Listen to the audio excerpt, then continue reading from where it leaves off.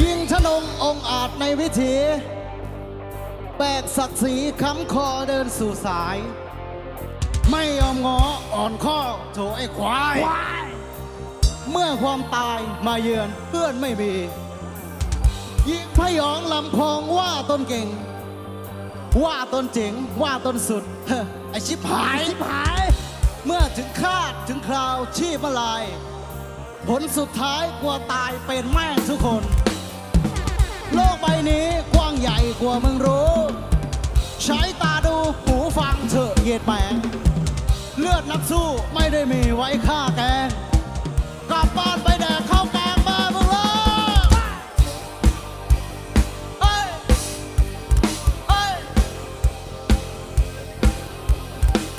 พิเศษไอ้แดงกับไอ้เขียวเด้อ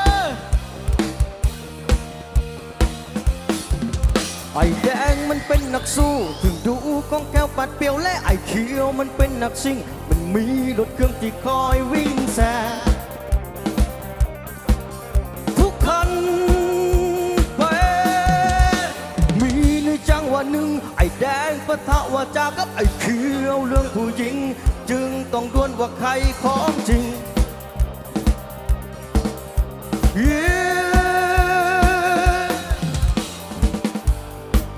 เมื่อความยิ่งใหญ่และผู้หญิง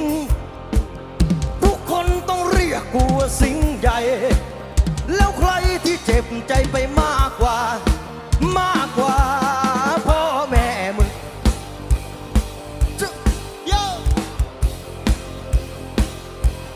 พ่อแม่มึง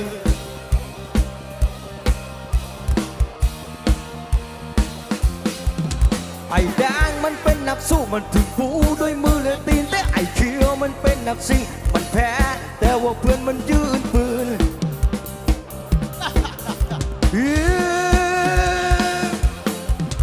ไอ้เขียวสนัดสะใจบนหลังกายอันไรวิญญาณของไอ้แดงแต่ไม่นานต้องตายด้วยบ่วงกรรมมันร้อนแรง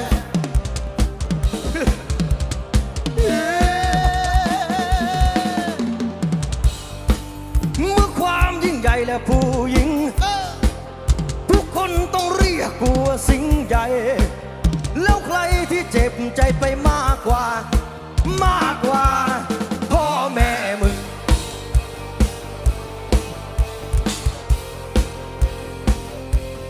พ่อแม่มึง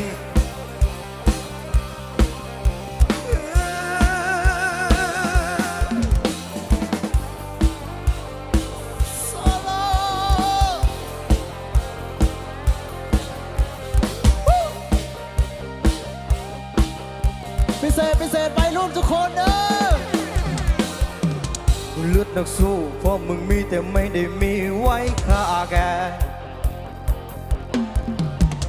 เลือดนักซิ่งแม่มึงไม่มีแต่ถุงข้าวแกเลือดนักสู้เพราะมึงมีแต่ไม่ได้มีไว้ฆ่าแกเลือดนักซิ่งแม่มึงไม่มีแต่ถุงข้าวแกงเมื่อความยิ่งใหญ่และผู้หญิง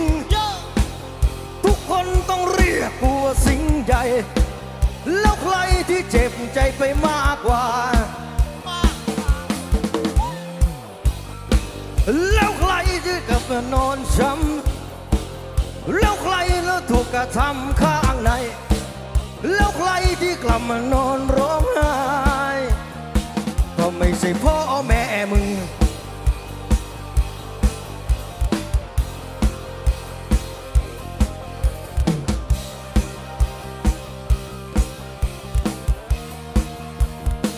ก็ไม่ใช่พ่อแม่